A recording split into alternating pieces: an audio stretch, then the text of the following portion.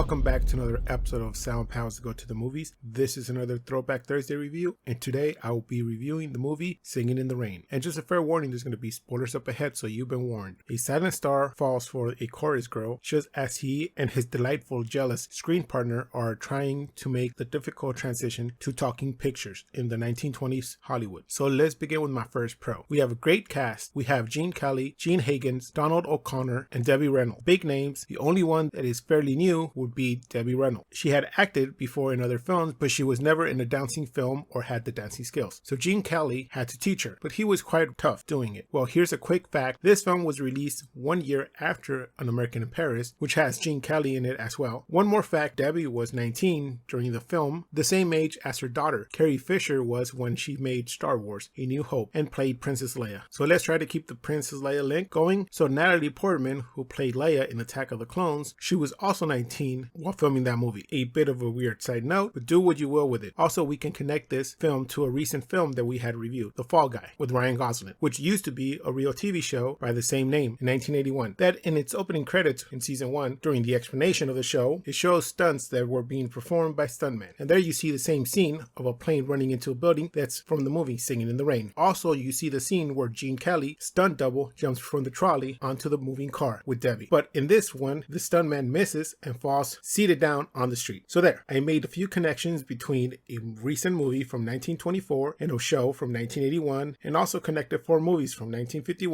1952, 1977, and 2002. You know what? Let's make it 6 films. We also have Rita Moreno in the film playing Zelda Sanders, but most people will know her from West Side Stories as Anita or Fast X as Abuelita. Okay, I'm sorry putting that last one in, but now back to what I was saying. The cast still shines in this film, and it's due to their dance numbers and amazing singing. Next pro. It is amazing that the songs were already previously made. They were in MGM's catalog, and actually only 2 songs were written for the film, and the song Singin' in the Rain was already used in other films prior to this one. So the writers had to make a plot around the songs to make a story and make it fit. But the plot of the industry changing from silent films to what they call talkies also brings inside jokes and references from the silent film era, and that was also placed in the movie for people who grew up during the silent movie era. Even some of the names are based on real actors or talents of that time, and characters are based off real people from the film industry. And even some of the sequences are based off real stories that happened, like the microphone inside the dress with the heartbeat scene that actually happened on set with Debbie Reynolds, or the famous silent movie stars that started failing as they transitioned to talking films. Some of those are based on real stories, and even the idea that they had to make Kathy, Debbie Reynolds, dub over the voice of Lena, Gene Higgins, they used that trick in the film so that some scenes we think we hear Debbie's voice talking instead of Gene, but in reality it was Gene who had a wonderful voice, not that scratchy voice that she had to imitate for the film. So she dubbed Kathy, dubbing Lena, and there was even an instance where another actress, Betty Knowles, was the one who was lending her voice, and it was used in the song Would You. I find it kind of funny that this movie was making fun of dubbing voices, and in return they used the same trick on us. Next pro. The dancing from Donald O'Connor and Gene Kelly were great, and it was a thrill to see them on screen together doing their numbers. And also the other song numbers with the other girls are very eyes-pleasing, and it does show that they had to put a lot of effort into them, especially the dance number with the scarf that stood out for me. But yes, the dance numbers did take a toll on the actors, like Donald in the number Make Them Laugh. He went to the hospital after that number because he was exhausted, and just to find out once he came back that the film did not come out well. So he was asked by Gene to do that number all over again. Then there's Debbie in the song Good Morning, which actually took almost 1 day, 16 hours straight of them doing the same dancing over and over. At the end, she had to be carried off stage because she had burst some blood vessels in her feet and they were bleeding, which goes to show you that injuries on set come in different forms. Even Gene Kelly, who was a professional dancer and singer, did not escape this. During his number of Singin' in the Rain, it was said that he was sick and he was having a fever of 103. That's according to his widow, Patricia Warren Kelly. So like they said, the show must go on, right? But once you watch the film, you don't know anything about this, you just enjoy the film, which is great. And now on to my cons. So I talked about how Debbie did not have any dancing skills, but Gene took it upon himself to teach her. How nice of him, right? Well, according to Debbie, he was tough and they didn't get along, and he would get mad at her at every single step of the way if she didn't do the number right. It even got to the point where she would run away and hide and cry. This sounds like how Stanley Kubrick would treat Shelley Duvall in The Shining to get her in a state of fear or intimidation, or making her cry to get that performance that he was looking for. This was not only told by Debbie, but it was also told by Donald, who was actually a dancer himself, he would tell stories of how Gene would little him on his talent and would go as far as instead of getting mad at Debbie, he would take it out on Donald. Since Kelly felt bad for Debbie being 19, he would target Donald instead. Donald said that he knew about this and he would just take the scolding instead of Debbie. Well, Gene Kelly did come out later and said he was an a-hole to Debbie and Donald, but it was because this movie was his way out of the MGM contract he had. But if you ask me, I don't think that was a good call to take it out on the other talents. Still, the film played well, and when you see it, you get this feeling that they were all friends, dancing and singing and having fun.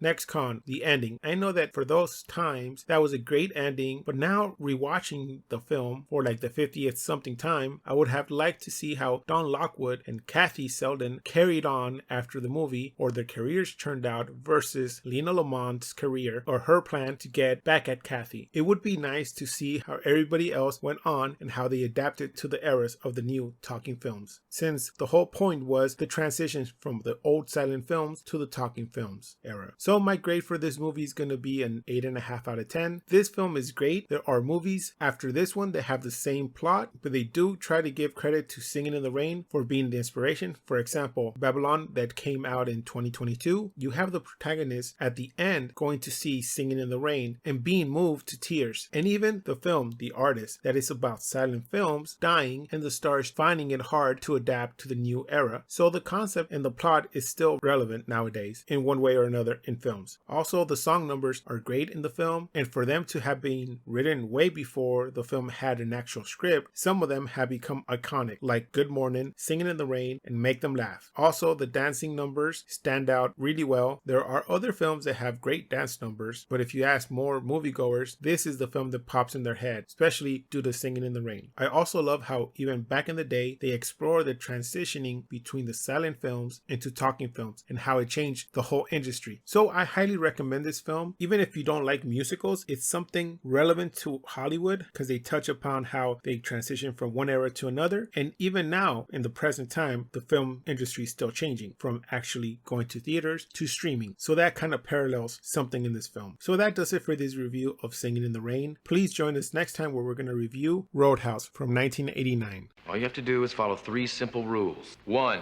never underestimate your opponent. Expect the unexpected. 2, take it outside. Never start anything inside the bar unless it's absolutely necessary. And 3, be nice. Please like, comment, and subscribe. You can find our social media links below. And like always, keep watching movies.